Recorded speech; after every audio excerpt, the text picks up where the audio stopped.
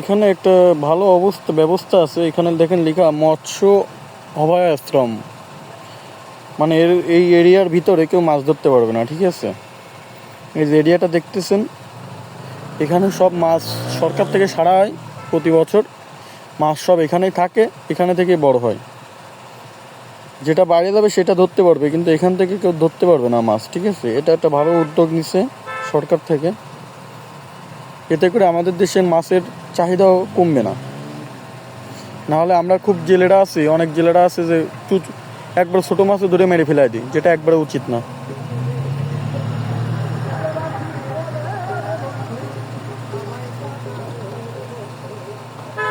এটা প্রত্যেকটা জায়গায় একটা করে সিস্টেম করতে পারলে আমাদের দেশে মাছের ঘাটতি কমবে। বাঙালি যে মাছে ভাতে বাঙালিটা কথা, এটা কথা কাজেও পূরণ হবে।